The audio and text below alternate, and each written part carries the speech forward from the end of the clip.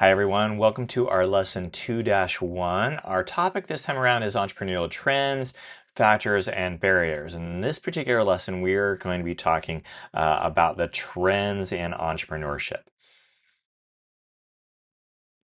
So how does the process of entrepreneurialism, begin? Well, it starts with identifying an opportunity of some kind.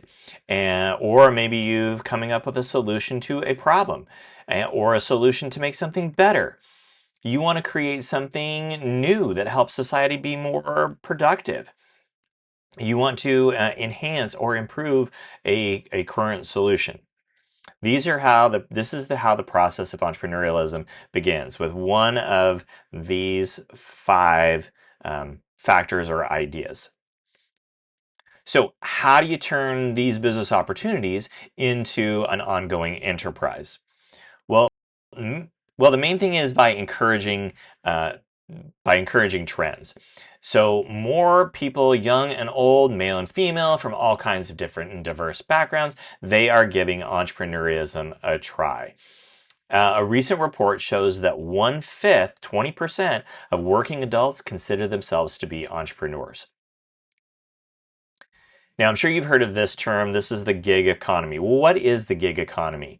This is a labor market involving temporary, flexible, and freelance jobs, often using technology to connect workers with those who are hiring. So the gig economy is essentially contract employees or contractors. They're temporary, flexible, autonomous freelance jobs. You're hired for a specific job at a specific rate of pay. You're not considered a permanent employee, and very often you have numerous gigs going on at the same time. The company or the client, on the other hand, they're more affordable in many cases, and there's more flexibility in hiring versus full-time employees. So let's think about Uber for a second. How does it work? What industry did it disrupt? Well, um, Uber drivers mark themselves available when to drive in the Uber app whenever and wherever they want to. Uber riders are the customers that are looking for a ride. They use the app to hail a ride, to request a ride. Some of you may have used Uber already. Well, the industry that it disrupted is the taxi industry. The technology that Uber created replaced manually having to hail or to call a taxi, and they utilized the unused space in individuals' cars. These are the drivers of your Uber drivers. Now, some other examples of the gig economy could be a dog walker, such as the company Rover. Those people who are in need of a dog walker can view available dog walkers in a dog walking app like Rover or Wag. These certified dog walkers can download the Dog Walk Marketplace app, and they could have a gig lined up in no time. That's the advantage of this gig economy. And really, when you're doing this, in this particular case, dog walkers can have as many or as few dogs as they want, as they wish. So, what are some other trends that are enabling entrepreneurship to thrive and grow? Well, let's first talk about something called a solopreneur. These are one-person operatives where someone starts and runs the business by themselves. No partners, no staff to go along with it. Solopreneurship um, can solopreneurs can build all sorts of businesses. You could be a freelance graphic designer, you could be a coder, you could be an editor, a marketer, a life coach, or even a drop shipper.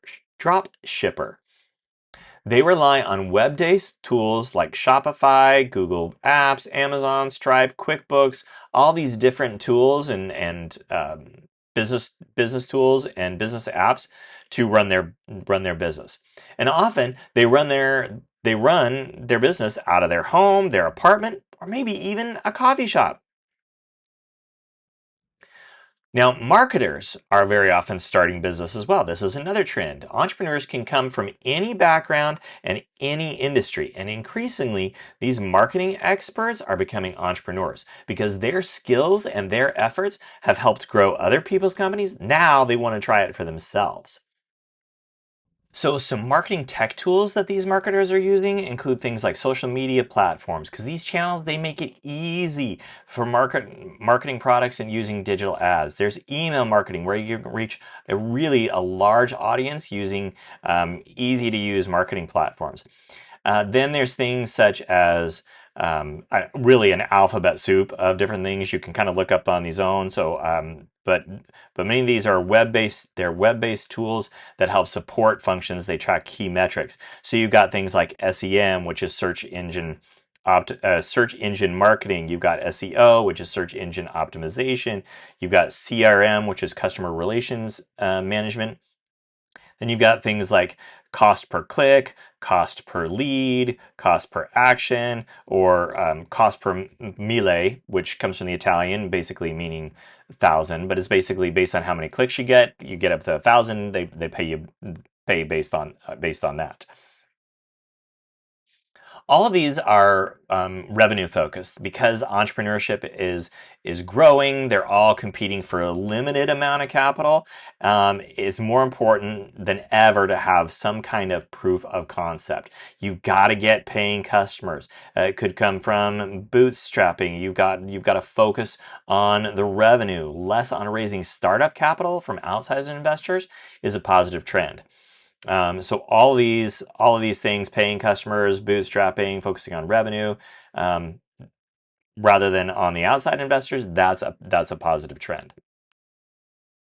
Sometimes you've got to think small at first. Very often, these smaller startups versus big company startups, that's a trend. It's moving up. Small companies may eventually turn into these big companies, but for some to think about creating a big company while just getting started is really daunting. It's really challenging. It's hard to wrap your brain around it. So if you think small and you start small at first, maybe just so you get your hands dirty, you get involved, you get started. That's the way to go, and eventually maybe build it up. Of course, another very important trend is leveraging technology. This is an important thing because there's countless tools out there and technology is becoming more affordable. It allows these entrepreneurs to start their businesses quickly and really inexpensively.